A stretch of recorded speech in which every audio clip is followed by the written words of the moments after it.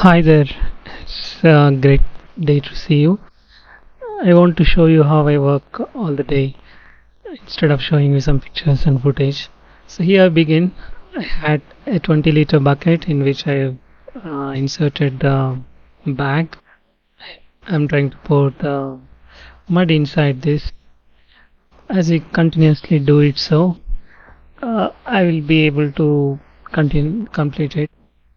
As I'm the only one doing it, so it fill and I need to adjust it according to the size of the bag. The process will continue repeatedly, so you're going to watch this for the next few minutes. Watch it and also understand how the process is going to happen, and it's going to be a great fun watching how I work every day and also present you so that you can also do your Earthbag house by yourself.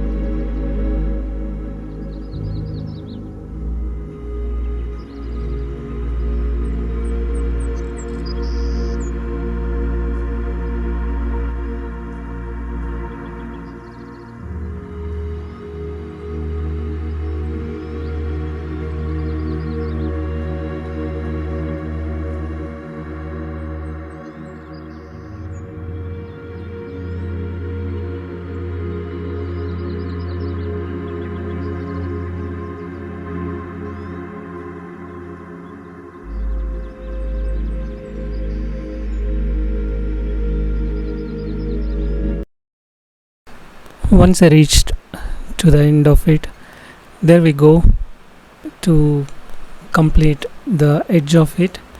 You can see how I do it by myself as I try to adjust the edges to the front, and I keep tapping it so that I can make it a right edge, and it will be easy for plastering, etc.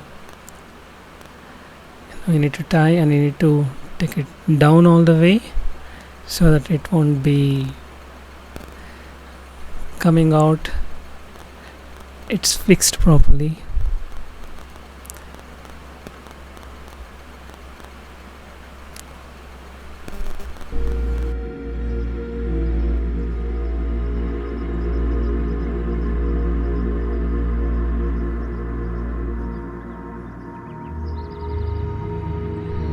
Once the edges are properly fit in, next step is going to be tampering. Tampering is quite important task to do. As we tamper, we have to make sure all the edges are sitting properly, and we can make it permanent by hitting it multiple times and applying good amount of force there. Here we go, and let's see how I'm going to tamper this layer of the earth bag. There it comes, the tamper. We need to tamper thoroughly, and my tamper is like small one, so I need to tamper twice. It is a longer one of 1 feet, so only one tamper is sufficient. However, you can tamper it with this by making sure all the edges are thorough.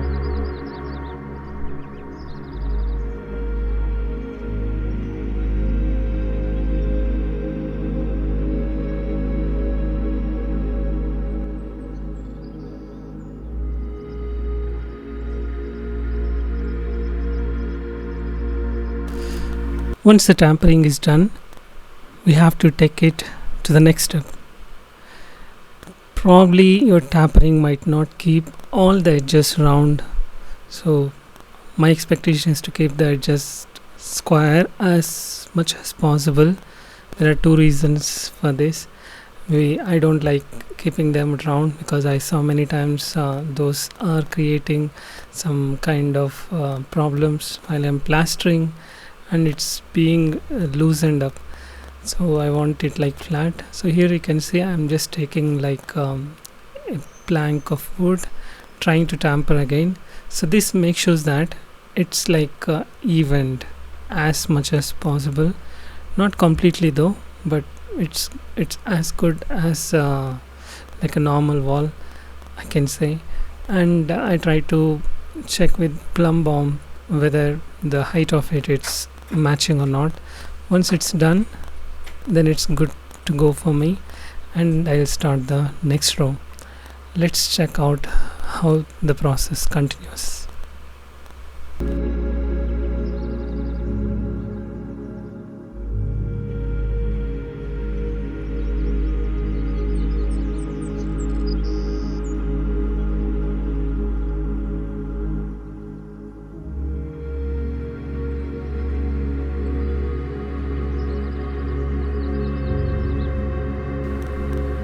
The next step will be adjusting as per the plumb bob, and many times I could not make the rows as straight as possible because there are many reasons for it. One is this is not going to be an accurate one. Second thing is I was thinking it's straight, but it's not straight throughout. So once I have realized, then I started to get adjust using the plumb bob, but it's not going to give like 100%, but still I was able to make a decent straight wall, so from top to bottom. And I'm in the learning progress, so hopefully I'm going to make it straight. Once it's done, I'm going to repeat all the steps for the next rows, so let's see them.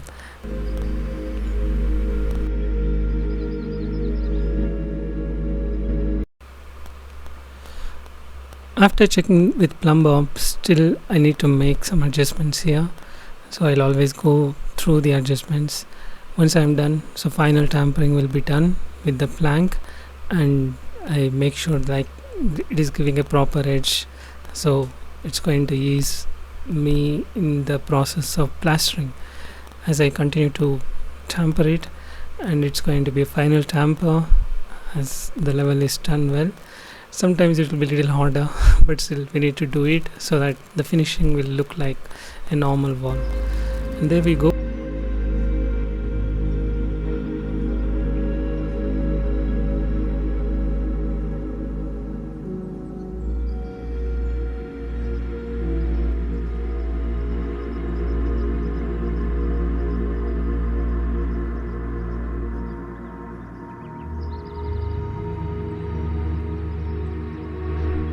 This is the step how I usually put the bag into the bucket.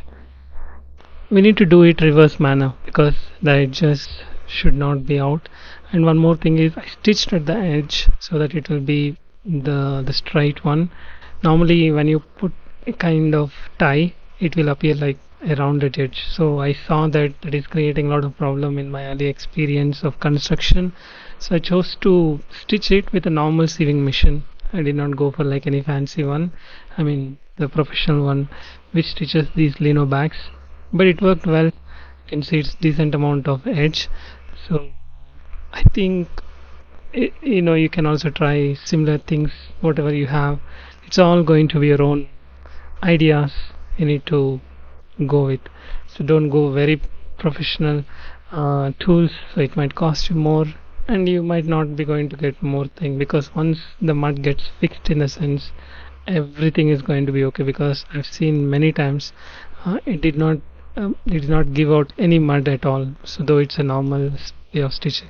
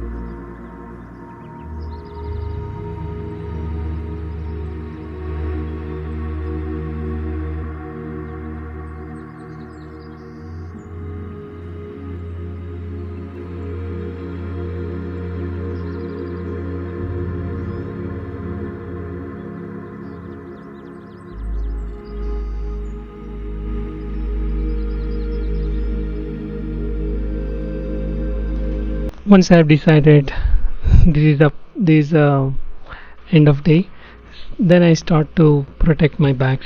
So protection of bags is very important till they completely get dried or until they get plastered. That's what I can say.